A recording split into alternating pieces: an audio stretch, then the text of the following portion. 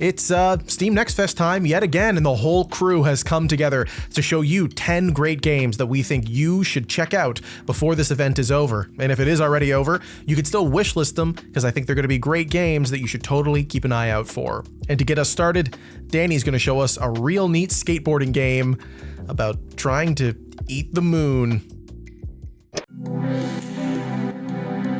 So years ago, when I first caught wind of Skate Story and I saw its incredible visuals, I had one question: is this game purely style over substance? And now that I've had a chance to play the demo, I'm delighted to say that while this game is incredibly stylish, there's also some really great substance in here. You're essentially a skateboarding demon made of glass in this fractal skating fever dream with shoegazy dream pop music playing over the top. It looks and sounds and feels absolutely wondrous.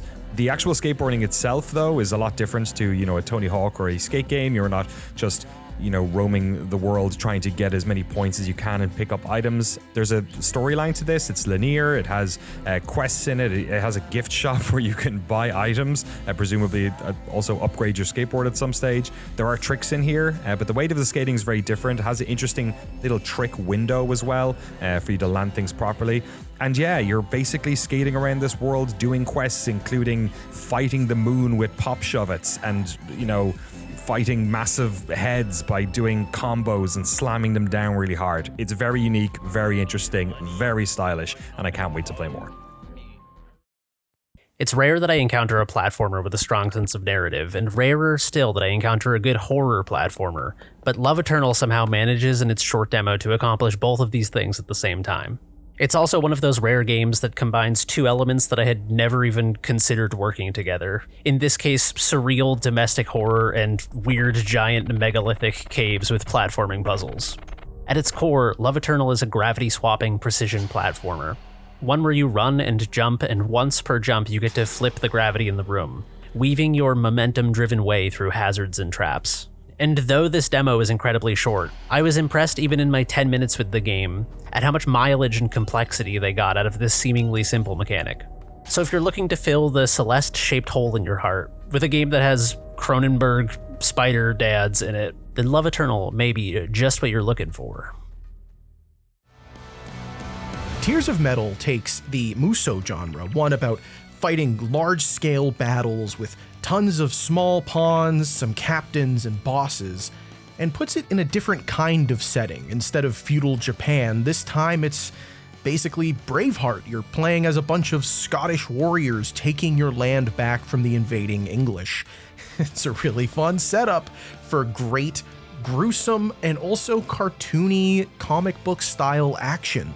It's structured a bit like a roguelike, so every playthrough is somewhat different with different abilities and augments, but for the most part, everything exists in service of making the action the focus. And yet there are opportunities for solemn reflection. It gets weirdly quiet at the end of a fight, like you need to consider the violence that you committed and that was committed upon your people so you can reclaim your land. It's really beautiful in a game that, again, is mostly very satisfyingly pressing the X button until everything around you is dead. Cairn is a game that I was aware of before Next Fest, and I may be off base in saying this, but I feel like it's one of the more popular games in this current Next Fest. However, I think it deserves to be mentioned in this video because it's one of the most promising demos that I've played. Anyone who plays games and has ever been adjacent to rock climbing understands that it's an inherently gamey activity. It's looking at large slabs of rock and reading them like maps. It's about understanding how small fluctuations in the surface of rock can make the difference between a perfect grip and falling to your doom. It's also about gear and resource management, literal stamina, and a number of other real-world things that games have often drawn upon. But beyond all of this, it's one of the most brilliant gamifications of actual rock climbing that I've ever seen. In direct contrast to games like White Knuckle, Cairn makes the act of climbing slow and intentional and methodical, and heavy. It's a game that rewards attention and intention, and severely punishes the lack of either. And it's a pretty strong contender for the best rock climbing system in any video game ever. You know what, let me throw a climbing game on the pile here. Turnip Mountain. This was originally a game for the Playdate, And I bet that would be a lot of fun to play on the tiny little cranking handheld machine, but also a bit of a nightmare, because Turnip Mountain is a game about climbing a mountain as a turnip with big jacked arms and hands, and each hand is controlled independently by one of the two thumbsticks and a trigger to grab. And to move, you have to almost make the action of climbing on the sticks. This is one of those control schemes you kind of just have to play to figure out how it works, and luckily there's a demo you should totally check out. Once you get the hang of it and understand the physics, you can fling yourself across hazards and skip bits of the level that seem impossible to skip at first. There was one moment where the game makes you switch into roll mode where you just roll the turnip around, and I did an action that felt like speedrunning tech. I cannot wait to see this at SGDQ or AGDQ, any speedrunning event. I bet this is going to be a blast to watch. Check it out, Turnip Mountain, really good game. Hey, Frank here. My favorite game of Steam Next Fest is Yunyun Syndrome Rhythm Psychosis, which is a Japanese rhythm game about a hikikomori girl who is so obsessed with rhythm games that she starts hallucinating from Denpa songs and is on a quest to find conspiracies hidden within the audio transmissions. The game is published by Alliance Arts, who also put out needy streamer Overload, and just like that, this game shares the same hyper-anime style and pokes fun of its otaku audience. The game has great music and art, and you play along with your keyboard. It's fantastic, and I'm ready to buy it and overdose on its kawaii insanity. All right, It Takes a War is hard to talk about, probably mostly because it's an experience that can be spoiled if you talk about it too much, which is maybe why the demo for this game is not actually a part of the game itself. It is a specific demo made for Next Fest in and of itself to try and not spoil the game. The reason for this is this game is essentially the Stanley Parable meets Counter-Strike 1.6. Hi there, and welcome to the demo for It Takes a War. I'm Thomas McKinnon, the game's developer. Which makes no sense, but just imagine that for a second, and you're basically going to land on exactly what this game is trying to do. It is pulling on nostalgia, but it is going to go in directions that you perhaps do not expect. The demo was very good fun. It was short, it was brief, but more than anything, it has made me very excited to play It Takes a War when it finally comes out. This is a very curious game. Goodnight Universe is the next game from some of the team that worked on Before Your Eyes. I think that game is great, and the way that they utilize the webcam as a controller gimmick is really effective, especially for the story that they're trying to tell.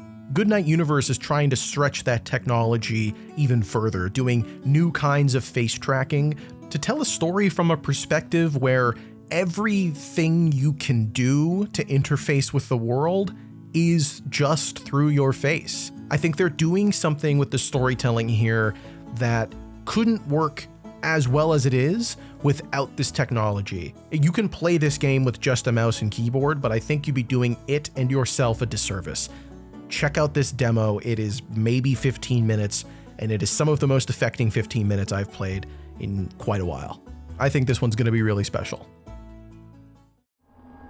I'm really angry at myself for not knowing more about the Séance of Blake Manor, not just because it's a game that's set in Ireland and made by an Irish developer, but it is genuinely really fantastic. This is my demo of Next Fest, hands down, and I was shook by how good it is. It is a first-person game.